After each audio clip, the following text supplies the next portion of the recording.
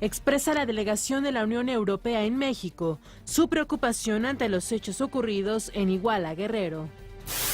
En Chilpancingo salen a las calles para exigir la localización de los 43 normalistas de Ayotzinapa.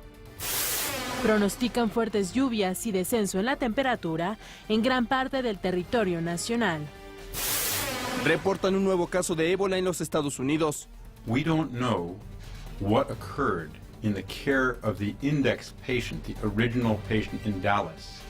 But at some point, there was a breach in protocol, and that breach in protocol resulted in this infection.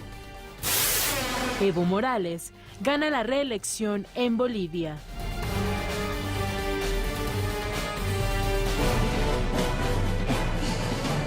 ¿Qué tal? Muy buenos días. Bienvenidos al Primer Café. Yo soy Ana María Salazar y es lunes. Raimundo Riva Palacio, Paco Abundis, iniciando la semana. Se inicia la semana con una intensidad muy fuerte, con noticias.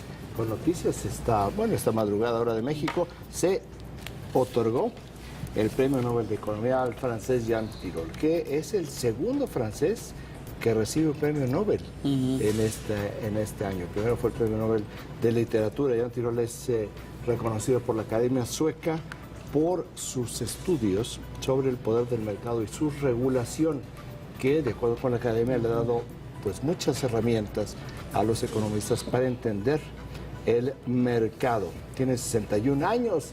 Esto lo menciono porque es aproximadamente 6 años más joven que la edad promedio de los premios Nobel de Economía. También el presidente Evo Morales logró su tercer mandato consecutivo. Él proclama su victoria ayer en las elecciones presidenciales en Bolivia, donde 6 de cada 10 bolivianos votaron por él. El discurso es digno de análisis. Hasta el subcomandante Marcos citó. Así es cierto, sí. Bueno, una enfermera en Texas que trató al liberiano con ébola que murió se convirtió en la primera infectada en Estados Unidos y la segunda infectada fuera del continente africano del ébola, después de que hay otra asistente de enfermera, Teresa Romero, que está todavía hospitalizada. Esto va contra tu argumento semiprejuiciado de los españoles. No es semiprejuiciado, es totalmente prejuiciado. Pero además va contra otro argumento que yo planteaba aquí ante la alarma de Ana María, que se está extendiendo el ébola, que salió ya hace buen tiempo de y que está habiendo problemas de protocolo. Sí. Exactamente, que es lo que están planteando en Estados Unidos. Bueno, esta es información alguna que no viene reflejada en el país, otra que está generando en estos momentos, una de las que también se están generando en estos momentos, y ya hay una confirmación de la Procuraduría de Justicia de Guerrero, pues un grupo de estudiantes, varios de ellos extranjeros, fueron de fin de semana a Acapulco y a la altura de Chilpancingo fueron perseguidos por la policía de Guerrero y les dispararon. Hay un estudiante alemán herido que fue trasladado a la Ciudad de México, dice la Procuraduría General de Justicia de Guerrero. Bueno, no entiendo lo que dice porque el comunicado es totalmente contradictorio, en el sentido de que no los atacaron y después de que sí hay heridos, luego que sí hay responsables. Al final de cuentas, el resultado es que policía ministerial atacó el vehículo en el cual venían un grupo de estudiantes, los acusó de portar armas, hirió a uno de estos estudiantes, había varios extranjeros, un alemán, como decimos, por si no fuera ya suficiente lo que está pasando en Guerrero de cara a la información en el mundo. Guerrero tiene el 80% de los impactos en el país informativo en 2 subtemas. El primero, con 47% de los impactos, todavía se refleja este conflicto, esta contradicción, este choque que tuvieron el fin de semana el Procurador General de la República, Jesús Murillo Caram, y el gobernador de Guerrero, Ángel Eladio Aguirre, por el tema de los desaparecidos. El gobernador Aguirre dijo, hay cuerpos en la fosa, que se encuentran en las fosas en Iguala, que no son de los normalistas. El Procurador General de la República dijo, todavía no tenemos información información suficiente para poder determinar absolutamente nada. El gobernador también pidió ayuda para localizar a desaparecidos. Esta ayuda es algo que ya había señalado. Él ya empezó, el gobernador, a reciclar sus declaraciones. Hoy ya lo veremos, aparece en la prensa una nueva declaración donde dice, tengo la conciencia tranquila, que lo dijo en los primeros días de toda esta crisis. Eso tiene 47% de los impactos, 33% de los impactos, y seguramente con lo que sucedió ayer en la carretera de la autopista del Sol con los jóvenes extranjeros es el impacto internacional. La Unión Europea emitió un comunicado donde manifiesta su preocupación por lo que llama la barbarie en México. El calificativo de la barbarie fue utilizado por primera vez a nivel institucional por el presidente de la República, Enrique Peña Nieto, la semana pasada. La Unión Europea dice, estamos preocupados por la barbarie en México, y en el Parlamento Europeo más de 30 legisladores de Europa piden revisar a partir de ya todos los acuerdos con México en términos de lo que se venía trabajando para actualización de los acuerdos hasta que esto quede debidamente aclarado. De ahí se desploma los impactos en el país informativo que nos proporciona la agencia Intelligence al 10%. 10% de los impactos es ya el PAN que va a empezar a tener algunos conflictos internos por la candidatura al gobierno de Michoacán. Pues una parte del PAN, encabezada por Roberto Gil, que está vinculado al senador Ernesto Cordero, destapa a Luisa María Calderón, la senadora Calderón, para que vuelva a ir por la gubernatura de Michoacán. Hay otro senador del PAN que quiere ser el candidato y que tiene el respaldo de otro grupo político, que es el senador Salvador Vega Casillas, que fue secretario de la Función Pública en el gobierno de Felipe Calderón. Este destape de la senadora Calderón no significa ni mucho menos que ya tenga asegurada la candidatura. 6% de los impactos, algo que está relacionado indirectamente con el tema de Guerrero. El PRD propone una fiscalía para investigar a candidatos. Aquí yo me permito hacer un comentario. No está en la creación de una fiscalía investigar a los candidatos, sino en el cuidado que tienen los propios partidos para seleccionar a sus candidatos. Es interesante que el PRD, que es el único partido que se la pasa seleccionando candidatos que después resultan vinculados al crimen organizado, sea el que propone que les ayuden a revisar a sus propios candidatos para que no sigan cometiendo tantas tonterías. 4% de los impactos, me volteé a ver Paco con unos ojos de ¿por qué dije tonterías? Porque es lo más generoso que puedo yo encontrar, Paco. Yo quería hablar de control de daños, que es una forma de decir. Más elegante, más diplomático, es lunes, Raimundo. Si no nos indignamos por lo que está sucediendo, caemos en el cinismo. Sí, eso es mucho esta lógica. Nosotros no podemos, dice New York Times, aún en un país acostumbrados a las matanzas masivas, esto ha generado una enorme indignación. Punto número uno, ¿de qué tamaño nos están viendo en el extranjero? O sea, ya asumimos las cosas como naturales. Y generalizadas. Sí, tenemos que expresar nuestra indignación a como dé lugar. 4% de los impactos, bueno, pues los turistas internacionales en México incrementaron su gasto, 18% de incremento en el gasto del turismo internacional en México se registró el mes pasado. Increíble, ¿no? Qué bueno para México, pero... Qué bueno. No sabemos todavía cómo va a impactar lo de Guerrero. Definitivamente Acapulco no le ayuda. No sé en el resto del país. Yo supongo que habrá un buen control de daños, pero Acapulco no le ayuda nada. Ya lo dijo el secretario de Hacienda 2 veces en los últimos 4 días.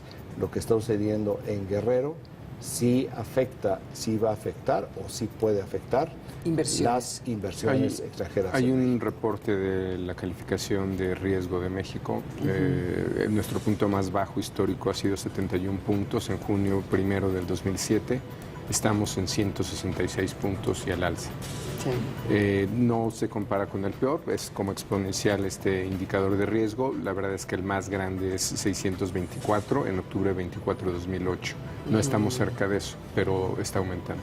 Entonces, y eso va en contraste, es muy interesante porque, por ejemplo, vámonos a las portadas en el Excelsior y el Universal, en las portadas hay comentarios del doctor Carstens, Agustín Carstens, que es el gobernador del Banco de México, en donde en una entrevista que le hace el Universal, inseguridad no afecta a inversión y crecimiento, y en el Excelsior también citan al doctor Carstens, volatilidad no es riesgo, Carstens, estamos bien preparados, aunque pero son fenómenos dos temas separados. pero sí va en contraste, particularmente la entrevista que le hacen en el Universal, de lo que acaba de decir el doctor Videgaray, que es el secretario de Hacienda. O lo que está diciendo JP Morgan. Sí, entonces a mí me preocupa porque el gobernador del Banco de México tiene que hacer comentarios que no se perciban como políticos. Uno se los acepta, comentarios políticos, por ejemplo, más a un secretario de Hacienda, pero aquí están en contraste. Uno hubiera esperado que lo que dijo el doctor Carstens lo hubiera dicho el doctor Videgaray y viceversa, pero bueno,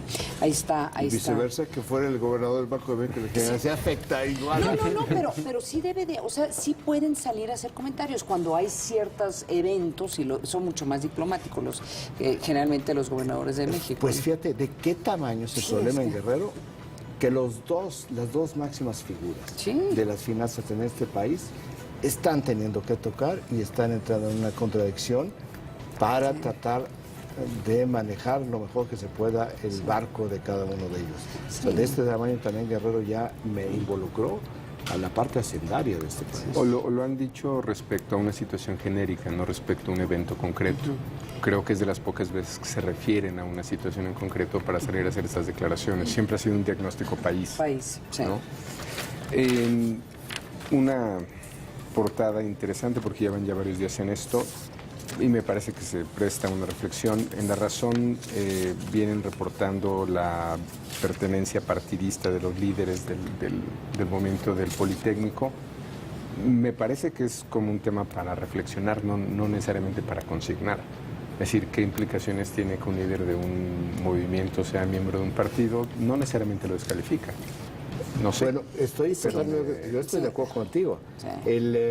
Es como pedirle que los estudiantes sean apolíticos, sean apartidistas, aunque su propia esencia y la propia esencia del movimiento pues es eminentemente política. La educación finalmente también es política. Sí. Pero La Razón ya parte de que partimos de que compartimos un diagnóstico que está descalificando, y no me parece que sea necesariamente. Y yo estoy de acuerdo contigo, ¿no? Y yo creo que mucha gente hasta apoyaría o estaría interesado, votaría por un partido que tuviera este tipo de representantes. Sí, nada más que en este caso, al vincularlo, están tratando de descarrilarlo y de decir el movimiento del Politécnico no es auténtico, ¿no? Traen una agenda escondida. Sí. El Financiero trae la portada que es muy interesante, las buenas noticias de esta mañana y las malas noticias de esta mañana. Trae las malas noticias, que crece 152% el déficit en el 2014, endeudamiento de enero a agosto ascendió a 365,000 más millones de pesos, el mayor desde 1988. Esas son las malas noticias. Y las buenas noticias es que repunta la generación de empleo formal. En septiembre la mayor creación de plazas desde 1997. Hay que decirlo, uno de los objetivos de la reforma fiscal, de muchas de las reformas que se han hecho en los últimos 2 años, es exactamente eso, es buscar incrementar en una forma importante la creación de empleos formales y en principio tratar de reducir la informalidad. No estoy segura que estén sucediendo las dos cosas. Creo que sí están incrementando el número de empleos formales, pero no estoy segura que estén bajando la informalidad. Pero esto, como quiera que se vea, es muy, muy buenas noticias. Sí, una pequeña nota ahí de Malala que me parece muy interesante. Como cita, el mayor terror de los talibanes ha resultado ser una niña de 14 años armada con los libros. Lo que dice la prensa británica es que hoy lo que le interesa a Malala son sus exámenes generales.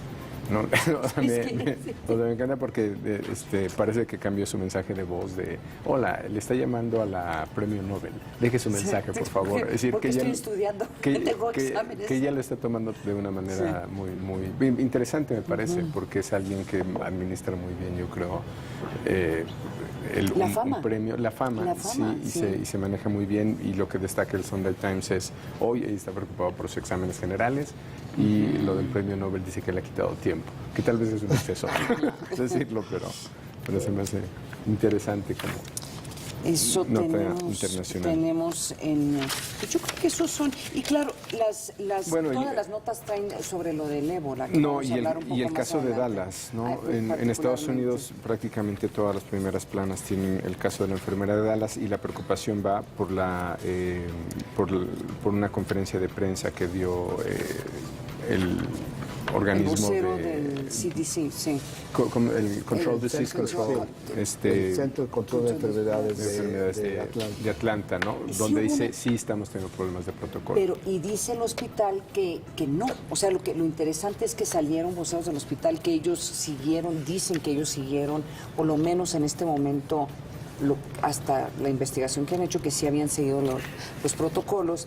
Y aquí el problema es, y lo hemos mencionado varias veces en el programa, es por qué se están enfermando tantos médicos, tantas enfermeras. Se habla que en Liberia ya han muerto como más de 80 personas que están en el ámbito de salud atendiendo a personas enfermas de ébola. Entonces, o de plano esto es una enfermedad que tiene una capacidad de contagio que todavía no se ha definido muy bien, o son tanto el número de personas que se están atendiendo, por lo menos en África, en Liberia, que se presta a que los que proporcionan este tipo de atención pues fallen. Pero explícate lo de Dallas. En México todos los días hay reuniones para estar monitoreando lo que está sucediendo. Ya varios gobiernos han empezado a tomar precauciones en términos sanitarios. Y cuando llegan los pasajeros al Aeropuerto Internacional de la Ciudad de México, ya están revisiones de temperatura. Sí, no es regular todavía, bueno, no es regular, y es más bien excepcional. No es oficial, ni es algo que se ve. Lo que sí ya se ve son toda la información pegada en las paredes, en el área de migración de México, precisamente.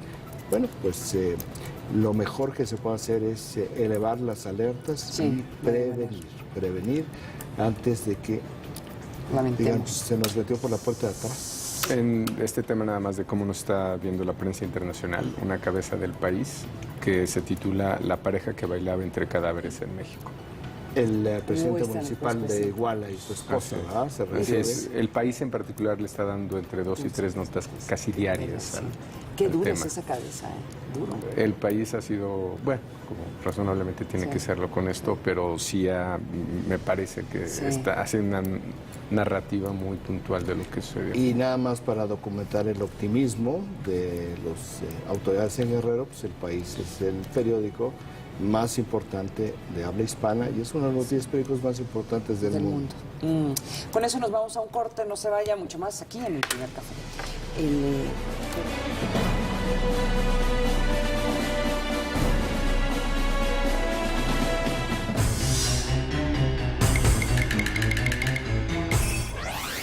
Festival Internacional Cervantino. Se realiza del 8 al 26 de octubre. Participan 3.700 artistas de 40 países invitados. El dato útil para comentar en el café.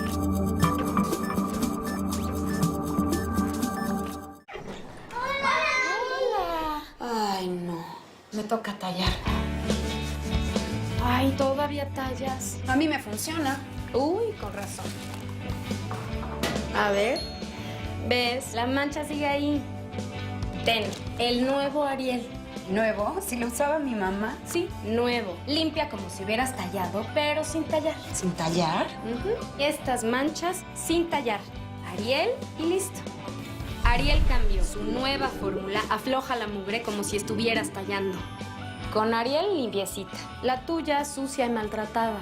Pues sí, pero es muy caro. Caro es gastar en ropa por ahorrar en jabón. Pues eso sí. Ariel, limpia mejor y no maltratas tu ropa. Eso es ahorrar. Ustedes siempre se las arreglan para desatar la furia de Dios en mí. El precio de la historia. Todos los jueves 22 horas. Proyecto 40. Somos casi 120 millones de mexicanos que tenemos derecho de acceder a la información pública y el IFAI nos apoya. Para vivir realmente en democracia es necesario practicarla todos los días. Entérate cómo trabaja para ti el gobierno. Haz de la democracia una fuerza activa. Una fuerza tuya. El IFAI, como organismo autónomo, ahora tiene más facultades para apoyarte. IFAI, ejerce tus derechos y fortalece la democracia todos los días. El toreo natural es el que se realiza con la mano izquierda. El toque en la derecha y el corazón en medio. Felipe Sassone. La fiesta taurina en México es una de las manifestaciones más antiguas y profundas de nuestro ser mestizo. Muy buenas noches, amigos. Bienvenidos a este ruedo llamado México Bravo. Para ser bravíos, hay que nacer bravíos. México Bravo, lunes 23 horas. Proyecto 40. El 9 de julio de 2014 es una fecha histórica para México. Ese día, Morena obtuvo su registro como partido político nacional. Morena, el partido que México necesita, nuestro partido. Morena significa seguridad, empleo, justicia y bienestar para todos. La honradez es nuestra bandera, no permitiremos la corrupción. Vente con nosotros a Morena. Morena es la esperanza de México. Morena, la esperanza de México. Este mes en Central, Sofía Castro. Para mí la actuación es todo, es mi pasión. Amo mi carrera y lo voy a hacer siempre. Revista Central, cómprala ya. Con Downy, mezcla, combina y crea tu propio aroma. Porque mezclar te hace única. Con Downy, mezcla el poder de las perlas de perfume Unstoppables y las fragancias de los suavizantes Downy y crea aromas únicos que transforman tu ropa. Downy. P&G. Adéntrate a un mundo extraordinario. Calidoscopio. De lunes a viernes, 17:30 horas. Proyecto 40.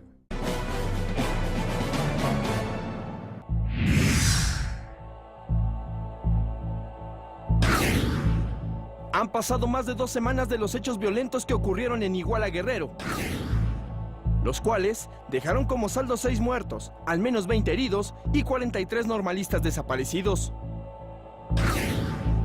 Este fin de semana, el gobernador Ángel Aguirre visitó el municipio. Ahí habló sobre los peritajes realizados a los cuerpos que fueron hallados en fosas clandestinas de la comunidad de Pueblo Viejo. Sin dar mayores elementos, sí les puedo afirmar que algunos de los cuerpos que, de acuerdo con los avances que se llevan de los peritajes en materia forense, no corresponden a los jóvenes de Ayotzinapa. El mandatario estatal dijo que aún se mantiene la esperanza de encontrar con vida a los estudiantes, por lo que pidió a los guerrerenses unirse a este esfuerzo. Además, presentó una mesa permanente de colaboración con las autoridades federales y el Comité Integral para la Atención a Víctimas, que atenderá a los lesionados y las familias de los desaparecidos. El Procurador General de la República, Jesús Murillo Cara, también estuvo presente en el estado de Guerrero. Ahí pidió no adelantar conclusiones con respecto a los cadáveres hallados. Desmiente entonces. No desmiento nada ni afirmo nada. Hasta que no estén terminadas, ni desmiento ni afirmo. Hasta que no esté terminada. Y afirmó que la dependencia a su cargo dará a conocer los resultados en su momento. Ayer, empresarios, comerciantes, amas de casa y estudiantes salieron a las calles de Chilpancingo. Encabezaron una marcha para exigir que se ponga fin a la violencia, pero sobre todo, que los estudiantes de Ayotzinapa aparezcan con vida. Quien también expresó su condena por el caso Iguala fue la delegación de países que representa a la Unión Europea en México. Hicieron un llamado a las autoridades mexicanas para que realicen una investigación profunda para así llevar ante la justicia a los responsables. Y aplaudieron la creación de la Comisión Bicameral de Seguridad Nacional, la cual dará seguimiento al caso de los 43 normalistas desaparecidos. Tanto la Cámara de Diputados como la de Senadores trabajarán en estrecha relación con las Secretarías de Gobernación, Defensa Nacional, la Procuraduría General de la República, el Centro de Inteligencia y Seguridad Nacional, la Organización de las Naciones Unidas y con organizaciones civiles. Sin embargo, lo ocurrido en Iguala podría afectar la inversión extranjera, pues la percepción ante la comunidad económica es negativa. Así lo afirmó el secretario de Hacienda, Luis Videgaray, quien también sostuvo que al gobierno federal le preocupa más el impacto en la población. Regresamos con nuestros analistas a la mesa de El Primer Café. Parecería que cada 24 horas que van pasando se va enredando más la situación. Los comentarios del gobernador este fin de semana en donde él primero afirmó que los cuerpos que estaban en las fosas no eran los estudiantes. El procurador gobernador. El procurador gobernador. Entonces, a lo mejor, y eso como que defendiéndose, el tema es, bueno, si no son los estudiantes, ¿dónde están? ¿Y quiénes son estas personas? Es que eso es lo que más me llama la atención. La manera como lo presentan, el fraseo, el lenguaje de cuerpo, son buenas noticias, porque no son buenas noticias, son peores noticias, porque siguen desaparecidos y además hay cuerpos de quién sabe qué, de acuerdo con él. En las fosas clandestinas, pues, ¿qué es lo que de los cuales no sabríamos si no hubiera habido esta crisis? Exacto. Exactamente, sí. Entonces, pues ya ni siquiera es un doble problema, es el cúmulo en una especie como de montaña rusa en la cual se ha metido, donde todas las curvas son negativas. Y por más que se presente de otra manera, ahora vimos al procurador, que de por sí tiene una mirada de pocos amigos, y ahora para que le digan que no está haciendo su trabajo y que resulta que ya tienen resultados preliminares, bueno, pues el procurador y el gobernador chocan de una manera muy importante y abre, asumiendo que lo que está señalando el gobernador es correcto, porque debe haber ya resultados preliminares, pues ¿qué es lo que sucedía en Iguala? Si no son ellos, pues ¿qué tipo de cementerios clandestinos de la delincuencia organizada existían en Iguala, donde él era un político que tenía una muy buena relación con el presidente municipal, con la esposa del presidente municipal, que iba a sus eventos públicos, que es lo que sucedía. Ahora, como estrategia de comunicación da la impresión que se está sintiendo obligado a decir algo cada día.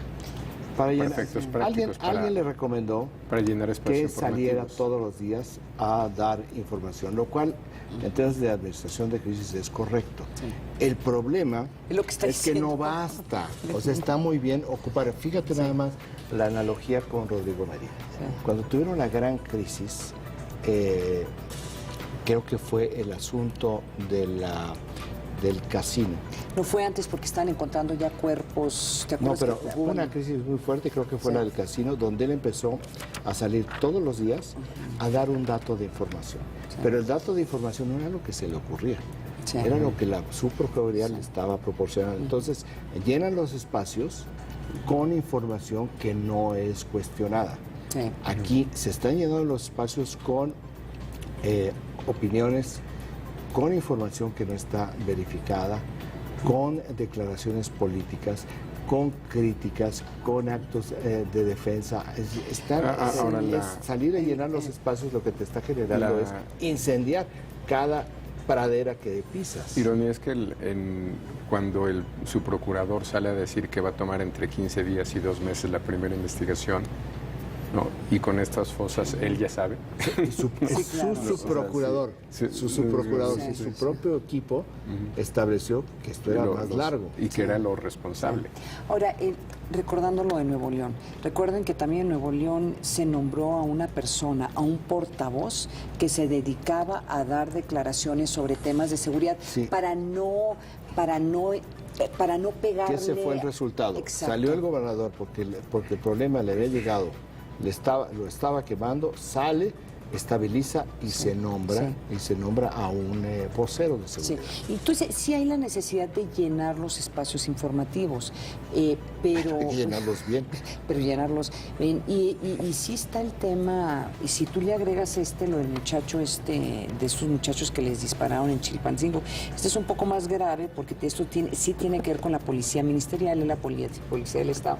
Le disparan contra una camioneta de estudiantes. Ahora, supuestamente estaban persiguiendo un grupo de secuestradores, o sea, sí estaban en un proceso sí estaban trabajando según las declaraciones Pero supongo que dan. que lo que te refleja esto es el ambiente, ¿no? Sí, que se está viviendo. El ambiente de tensión, ¿no? Y la necesidad de tener alguna respuesta. Sí. Oye, y se enojan conmigo los funcionarios públicos. Yo les pregunté, ¿cómo van a hacer el tianguis otra vez en Acapulco después de todo esto? Y dicen, no, falta mucho tiempo hasta de aquí a marzo. Pero le digo, es que estos tipos de brotes de violencia no se resuelven en 1 o 2 o 3 o 4 semanas. O sea, ya hay un problema sistemático que ya lo tenía desde algún tiempo el Estado.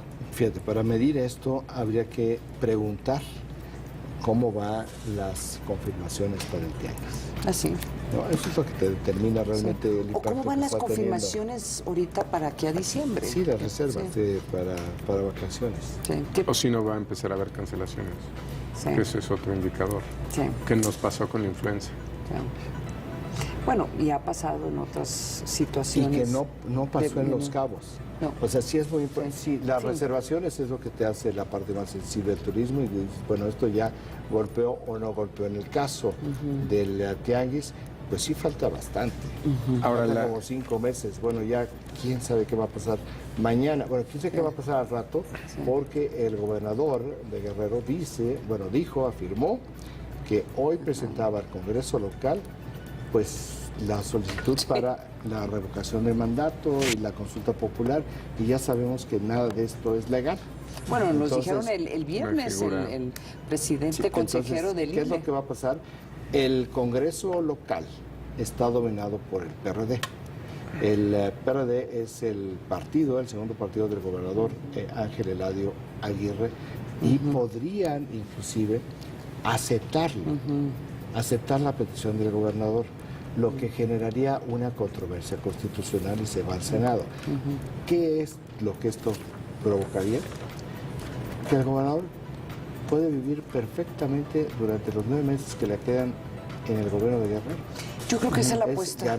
Ganar tiempo. Me parecería que todas estas argucias político-legales que está escribiendo el gobernador no obedece a que no sabe de leyes, no obedece a que no esté enterado de lo que pasa, sino que obedece a una estrategia política perfectamente clara para ganar tiempo. Ahora, como tú decías, Paco, o parafraseando, ¿qué tanto puede ganar tiempo si esto está creciendo, si esto está empezando? Estamos viendo que cada vez hay mayores número de expresiones políticas en México, desde el presidente de la República hasta organismos opuestos al propio presidente de la República, que en este tema están absolutamente unidos. La gente está marchando cada vez en número más importante, ya se extendió desde la semana pasada al resto del país y al mundo, y vemos también las presiones extranjeras. Esta es una crisis internacional, ¿no? Digo, hay que darle esa dimensión. Pregúntale a José Antonio Mid, el secretario de Relaciones Exteriores, que ya ha tenido que salir casi todos los días. Ahora, perdón, con la lectura de números en turismo, dado lo que tenemos recientemente en reportes, como esta nota aunque es pequeña, ¿no? Ocupó solamente 4% del PAI, aumenta gasto de turismo internacional. Lo que esperaríamos en una situación normal, si fuera normal, es que siguiera creciendo el turismo. Sí. Es decir, no tiene que caer para que estemos en una situación de afectación o de crisis. Basta con que no crezca. Sería diferente. Y bueno, y si decrece, bueno, ahí sí es un indicador más claro, ¿no? Pero lo que tenemos son prácticamente todo el año con números donde el turismo va creciendo. Entonces, la afectación podrá ser de otra naturaleza. Vámonos a notas internacionales. Como les habíamos comentado al principio del programa, hubo elecciones en Bolivia y vaya que ahí sí es un ejemplo de cómo podría funcionar el tema de la reelección. Pues funciona, lo tienen en México, lo tienen en Bolivia, vamos. Yo creo que es un buen ejemplo. Sí, veamos la nota, veamos la nota. Interesante. Sí, ¿verdad? Veamos la nota. El mandatario de Bolivia, Evo Morales, se declaró ganador de los comicios a la presidencia de ese país. El líder boliviano salió al balcón del Palacio de Gobierno para celebrar ante sus seguidores su triunfo electoral, que dedicó a Fidel Castro y al fallecido Hugo Chávez. De acuerdo a las encuestas de salida, Evo Morales habría ganado con más del 60% de los votos, mientras que su principal candidato opositor, Samuel Doria Medina, del Partido Unidad Demócrata, habría obtenido el 25% de las preferencias. Hemos revisado los datos preliminares. Hicieron conocer a partir de las 8 de la noche. En todos los departamentos hemos crecido. En 8 departamentos ya oficialmente hemos ganado las elecciones. Todavía puede haber una sorpresa, un departamento. La pelea es voto a voto, como dice. La nacionalización frente a la privatización. Y nuevamente gana la nacionalización. Evo Morales llegó al frente del Ejecutivo en el año 2006 y de ratificarse este triunfo, concluiría su tercer mandato en el año 2020.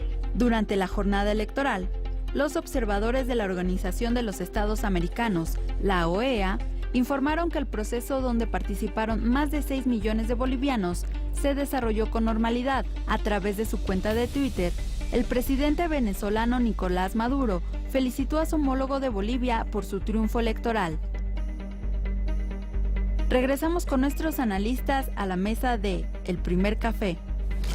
Oigan, el tono con que presenté la nota era un poco sarcástica, pero el hecho es de que Evo Morales ganó unas elecciones que se percibieron que eran limpias, unas elecciones donde gana con una contundencia que pues no se le puede criticar. Yo creo que para destacar está el número de 60%, que está solamente 4 puntos por debajo de su primera elección, es decir, después de 9 años. El desgaste es nada. Nada, realmente es. Y yo creo que otros números que son relevantes aquí es, en estos 9 años, aproximadamente 5% de la población ha pasado a otro estrato social, ha dejado el tema de la pobreza atrás bajo estándares internacionales, y no obstante ello, todavía cerca de una cuarta parte de los bolivianos, según el Banco Mundial, vive con $2 al día, lo cual lo hace sin duda el país más. Oye, coméntanos sobre el discurso que dio. Creo que es interesante porque es muy ambivalente. Se lo dedica a Castro y a Hugo Chávez. Habla del antiimperialismo, ¿no? El anticolonialismo, pero al final, como varios analistas lo describen, él está más bien en una especie de capitalismo centralizado a la China, ¿no? Es decir, él eligió una provincia como Santa Cruz, que es donde hay un nuevo empresariado. Él está abriendo el mercado más que cualquiera de sus predecesores. Y él habla de antiimperialismo. Sí. De hecho, las relaciones con Brasil se han abierto en términos de venta de gas y de minerales. Entonces, su discurso es muy interesante porque es un discurso nacionalista, pero la prosperidad de Bolivia tiene que ver con el incremento de precios internacionales y no necesariamente con acciones nacionalistas. Sí, los factores externos. Oye, pero tú mencionabas algo sobre la reelección. Comete un lapsus porque el siguiente periodo no cubre los 9 años y él da las gracias por darle los siguientes 9 años. Perpetuó. Él ya está asumiendo que va todavía por una tercera. Esta era la segunda. Segundo periodo iría por el tercero, por una tercera reelección y entonces cubre los. Interesante, porque lo dijo en el discurso. ¿No? Entonces varios analistas dijeron, miren, pero si en este periodo no es 9 años, ¿no? Él ya está asumiendo que se va a ir, ¿no? Oigan, sigamos con notas internacionales. Marina Silva dijo que en la segunda vuelta electoral votará por el candidato opositor Aécio Neves a unos días de elección que definirá quién va a ser el líder de Brasil. La presidenta Dilma Rousseff parece perder fuerza. Veamos.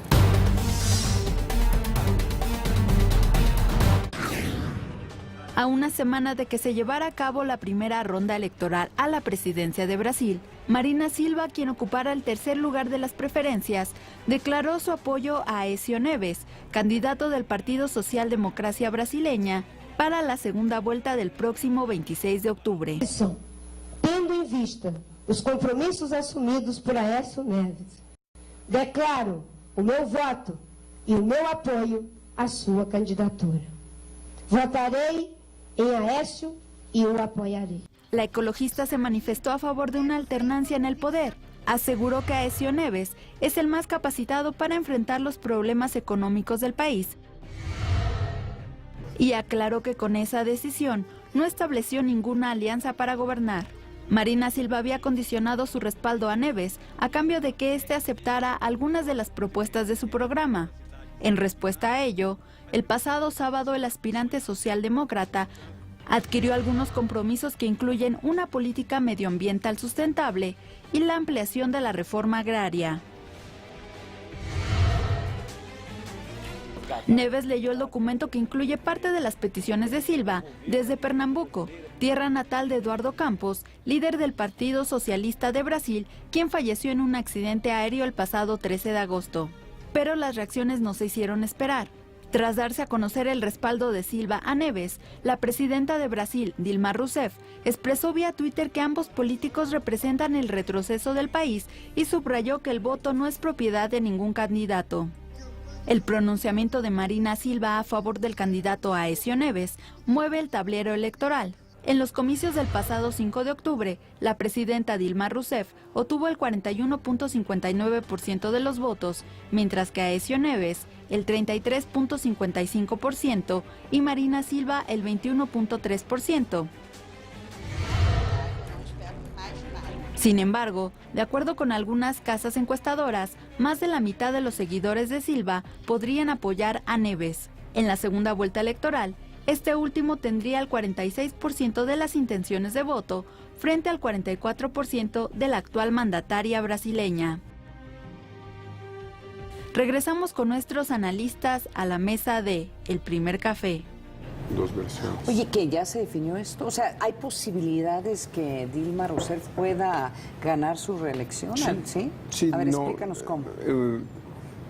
Uno de los exit polls, el más grande, el de Ibope, el de Ibope, que decíamos que fue 60,000 entrevistas porque fue regional para gobernador, senadores, sugería que 60% del voto de Silva se iría con Neves. Ah, con Neves. Silva, de Marina Silva. Es decir, asumiendo que perdía, se les hizo una pregunta de qué harías en la segunda vuelta. Y el otro 40% se iría con Dilma, ¿no? Pero hay otra encuesta de salida que sugiere que esto estaría más como 50-50, entonces no habría ninguna ventaja para Neves. Ahora, que haya hecho ya una declaración aquí, esos 21 millones de electores, ¿no?, que son la incógnita de qué van a hacer. Aquí la pregunta sería hasta dónde su líder, digamos, en este caso Marina Silva, les podría dar una indicación clara o que su indicación se convierta automáticamente en se transfiera a voto. Y eso es lo que no está claro. Entonces, yo creo que no hay nada claro y sí va a depender mucho de los argumentos de cada candidato al 26 de octubre. Y no hay otro debate, ¿verdad? Sí va a haber. Lo que no sé son las fechas, pero sí va a haber. Y los temas están claros. Es corrupción contra ayuda social. Entonces, interesante porque lo que va a hacer Marina Silva es pasar sus votos de clase media a Neves, que por definición es un partido de clases medias. A ver, Paco, no sabemos si los positivos se los transfieran. ¿Y le puede transferir negativos? ¿O estos, en este tipo de casos quedan no como creo inoculados? porque los negativos son muy personales, son muy de su radicalismo y de esta visión de no ser una política profesional, de no ser muy responsable, de no negociar mucho. Entonces difícilmente podría transferir los negativos. Ahora lo interesante va a ser si Neves manda un mensaje a los ecologistas, porque esos 20 millones son básicamente ecologistas. Así es, que se comprometen algo con Marina Silva, y yo creo que ahí sí. ¿No? Porque parte de la crítica, lo que no pudo transitar Marina Silva fue esta combinación que según The Guardian decía era rojo rojo verdosa, ¿no? Sí. O sea, de Partido Verde más ser de causa social o de estratos bajos. Y si Neves manda una señal hacia ese electorado, sería muy interesante ver cómo reacciona. Pero los negativos sí son personales. No creo que los... Ahora, se ha empatado la elección, de acuerdo con las últimas encuestas. Así es. Yo creo que la parte fascinante de todo es que antes del apoyo de Marina Silva, las encuestas ya estaban en un empate, inclusive en un momento se cruzó. Con Neves creo que todavía no. Creo que lo que pasa es que él es el que trae la tendencia. Él es el que trae el momento, que en su momento lo tuvo Marina Silva. Si hoy fuera la elección, como si estaría empatada, o en una de esas sería 46-44. Pero con el tiempo podría simplemente reafirmar esta tendencia. Aécio Neves es hijo de Tancredo Neves. Tancredo Neves fue el primer presidente de Brasil democráticamente electo después de la dictadura, después de la larga 86, dictadura, y no pudo asumir porque murió de cáncer un mes antes de asumir la presidencia. Qué historia, ¿verdad? Nos vamos a un corte. Regresando vamos a hablar sobre la crisis del ébola aquí, allá, y parece que no está en todas partes, pero ya preocupa. Yacuya. Nos vamos a un corte. ¿Tú ya viste la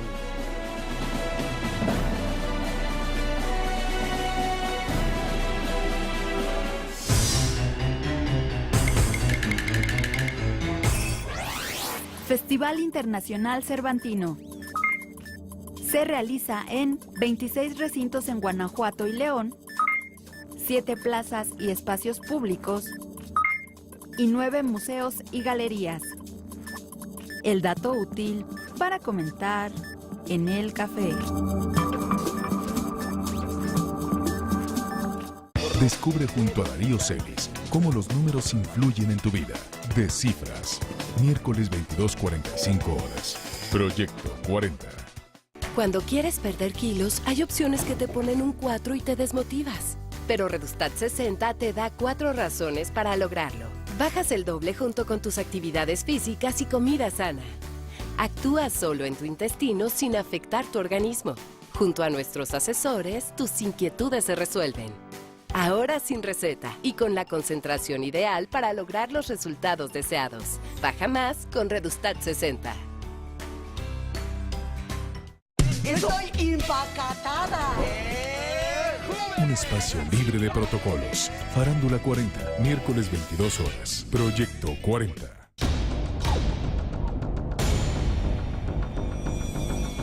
Mostraron que 16 sí accionaron sus armas. Marcharon del casco de Santo Tomás rumbo a la Secretaría de Gobernación. Es encontrar la solución lo más pronto posible.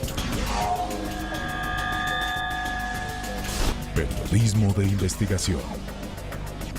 Las voces de la verdad están en Todo Personal. De lunes a viernes, a las 21 horas. Proyecto 40. El Senado aprobó la Ley de Telecomunicaciones, que contempla que desaparezca el cobro de larga distancia en las llamadas telefónicas y mejora la calidad del servicio. Hará que el Internet sea más rápido, barato y será gratuito en espacios públicos, escuelas y hospitales. En televisión, optimizará la calidad, aumentará el número de canales gratuitos y dará acceso a gente con discapacidad. Senado de la República. Capacidad y trabajo para mejorar tu vida. En Proyecto 40 sabemos que no sobrevive el más fuerte, sino el que mejor se adapta a los medios. Calidad. Variedad. Innovación. Interacción. Esto es Proyecto40.com. Evoluciona y haz clic. Este 17 de octubre tendrás la gran oportunidad de ayudar a aquellos que necesitan tu apoyo y de una esperanza de vida. Cancerotón, Ciudad Victoria, Tamaulipas. 1 minuto contra el cáncer y DIF Tamaulipas. Vive Rosa, Vive Fuerte, invita.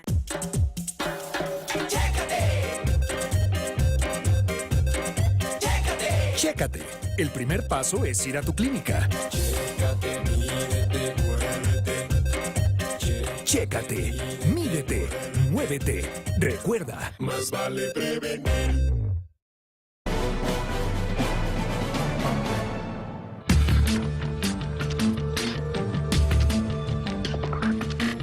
El gobernador de Durango, Jorge Herrera Caldera, asumió la presidencia de la Conferencia Nacional de Gobernadores, CONAGO. En entrevista para el programa radiofónico Al Instante, conducido por Raimundo Riva Palacio, el mandatario estatal habló sobre los retos que tiene frente al cargo. Sostuvo que este importante foro seguirá sumando esfuerzos con el presidente Enrique Peña Nieto para evitar vacíos de autoridad. Hicimos un pronunciamiento primero avalando al señor presidente Enrique Peña Nieto. Estamos totalmente en esa misma dirección de poder tener una gran responsabilidad como gobernadores para que, con el apoyo que siempre hemos tenido también de la Federación, podamos lograr una efectiva acción que pueda hacer posible la paz y la tranquilidad de todos los mexicanos. Herrera Caldera aseguró que los gobernadores tienen la responsabilidad de saber qué es lo que pasa en cada uno de sus estados. El poder saber lo que pasa en cada uno de los municipios. Y también hay que decirlo, esta es una responsabilidad de las autoridades, como nosotros como gobernadores, tenemos que estar, y es una de nuestras responsabilidades. Sobre el caso de Iguala, el gobernador de Durango se pronunció porque se castigue a los responsables.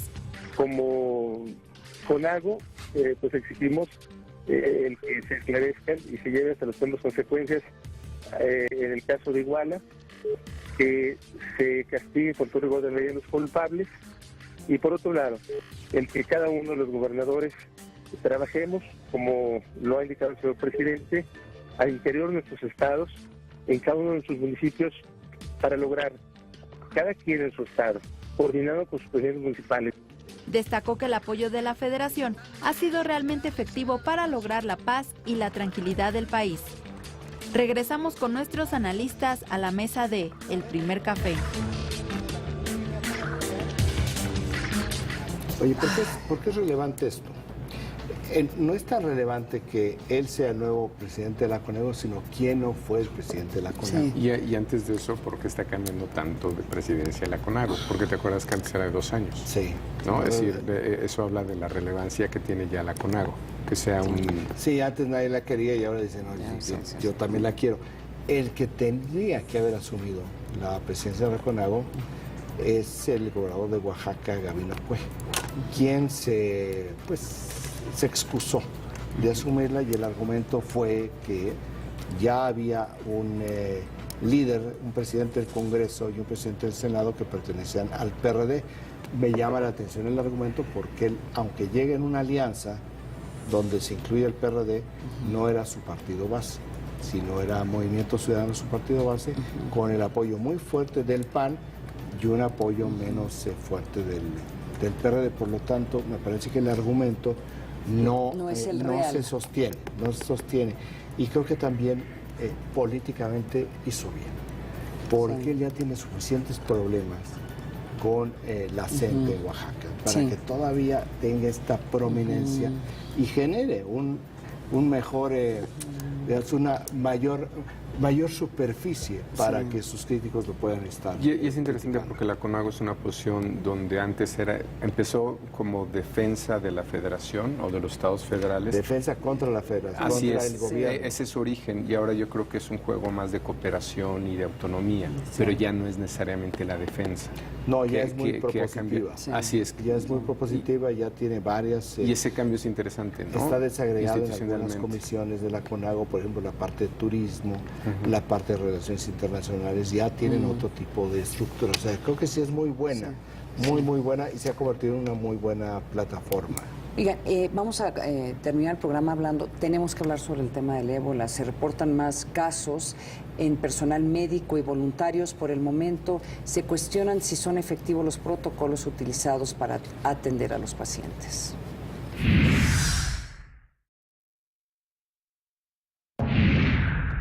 El brote de ébola continúa su expansión alrededor del mundo. En los Estados Unidos, una enfermera del Hospital Presbiteriano de Texas, la cual atendió a Thomas Eric Duncan, el liberiano quien falleció hace unos días en suelo norteamericano, dio positivo a la prueba del virus. Al ser este el primer contagio en el país, Tom Frieden, jefe de los Centros para el Control y Prevención de Enfermedades en Estados Unidos, mencionó que la transmisión del virus pudo haber sido por un error en los protocolos de sanidad. We don't know what occurred in the care of the index patient, the original patient in Dallas, but at some point there was a breach in protocol, and that breach in protocol resulted in this infection. Por su parte, el presidente Barack Obama exigió investigar a fondo este presunto fallo. Mientras tanto, en España, María Teresa Romero, otra enfermera infectada luego de tratar a un misionero contagiado en África Occidental, sigue grave pero estable. La carga viral que está teniendo Teresa parece que se va controlando y que se va reduciendo. Eso es un punto muy importante para pensar que hay altas esperanzas de que la infección esté en proceso de control en Teresa. Las autoridades sanitarias informaron que ninguna de las 16 personas puestas en cuarentena, incluido el esposo de Romero, 5 médicos y 5 enfermeras, han mostrado síntomas de la enfermedad. Sin embargo, los focos rojos se han prendido en Sudamérica ante la posible llegada del ébola. En Brasil, un ciudadano presentó fiebre y dolor de garganta, por lo que acudió a un hospital. Horas después, se informó que las pruebas a las que fue sometido resultaron negativas. Y en Chile, un hombre quien recientemente regresó de Guinea Ecuatorial fue internado con síntomas del virus, por lo que ya se activaron los protocolos de emergencia. Hasta el momento, el ébola ha cobrado la vida de más de 4.000 personas y, de acuerdo con la Organización Mundial de la Salud, será hasta 2015 cuando comiencen a probarse las vacunas para combatir esta enfermedad, que hoy en día es una amenaza global. Regresamos con nuestros analistas a la mesa de El Primer Café. Lo que está sucediendo, a diferencia de la semana pasada, es que ya hay una exigencia, no solo que los aeropuertos de los países, o sea, en Estados Unidos, ahora lo vamos a ver en Chile, ya implementen en una forma ya oficial todos estos protocolos y empezar a revisar pasajeros que podrían o que estuvieron en África, aunque no sean vuelos directos. Pero también hay una exigencia de la comunidad internacional, es que se controle o se detengan los vuelos que están saliendo de los países, que es una desgracia para los países que sufren de esto. El gobierno británico informó hace 10 minutos que va a reanudar la prohibición de los vuelos de Sierra Leona a Inglaterra. Sí, y es para las personas que están ahí, pues te has de imaginar el pánico. Yo creo que las personas que pueden salir están tratando de salir, pero ahora ya les van a poner un protocolo mucho más estricto y mucho más... Lo preocupante, Raimundo, es que sabes que el que llegó a Dallas llegó sin calentura. Y ese es el problema, o sea que aunque te estén tomando tus medidas y aunque te estén revisando antes de salir, el hecho de que no tengas calenturas no implica que no Desde un principio establecieron que el ébola se puede presentar entre 2 días y 45 días. Entonces tú puedes estar aparentemente perfecto durante 40 días. Tú llegas de un país, de donde sea, infectado y no lo presentas dentro de 40 días, pues quién sabe qué habrás hecho.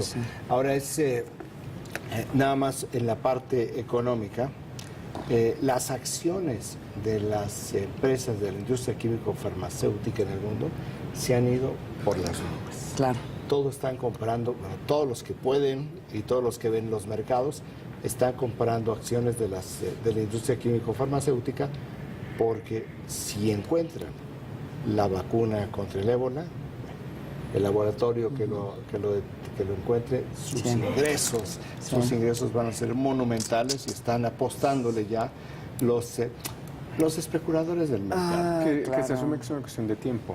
No es de que no no va a ser de eureka, sino las investigaciones. Y lo otro es que una crítica muy fuerte, esto está en The Guardian, sobre la cancelación de vuelos directos a Sierra Leona, es que finalmente terminan como un puente humanitario de ONGs. Es decir, es el dilema de si te ayudo y las Sí. consecuencias que tienes en términos de contaminación, o si me meto y lo resuelvo.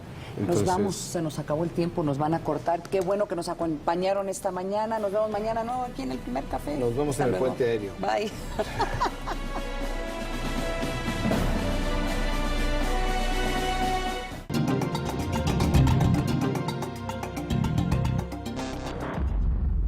Es la historia de Brittany Maynard, esta linda niña que se convirtió en esta joven mujer que soñó junto con Dan Díaz, su esposo, con viajar por el mundo y por dejar una huella profunda con las acciones de su vida, su joven vida. Pero Brittany a los 29 años fue diagnosticada con cáncer terminal del cerebro en su cuarta etapa. Brittany entonces decidió controlar lo que le quedaba de vida y controlar su muerte también. I can't even tell you the amount of relief that it provides me to know that I don't have to die the way that it's been described to me that my brain tumor would take me. Estas medicinas prescritas por su médico le quitarán la vida a Brittany sin dolor. Y ella morirá el 1 de noviembre en esta cama, rodeada de la gente que la ama. I will die upstairs in my bedroom that I share with my husband, with my mother and my husband by my side, and pass peacefully with some music that I like in the background. Brittany nació y vivió en California, pero California prohíbe las llamadas muertes con dignidad. Entonces se mudó a Oregon, que las permite, igual que otros 2 estados en el país, Vermont y el estado de Washington. En la elección de este noviembre, la gente del estado de Maryland votará sobre si acepta las llamadas medidas de muerte con dignidad. Assisted suicide is kind of the wrong answer to a question we should be asking, which is care and options and treatment and palliative care and hospice solutions and those types of things. Con todas las caras y todas las voces, soy Armando Guzmán.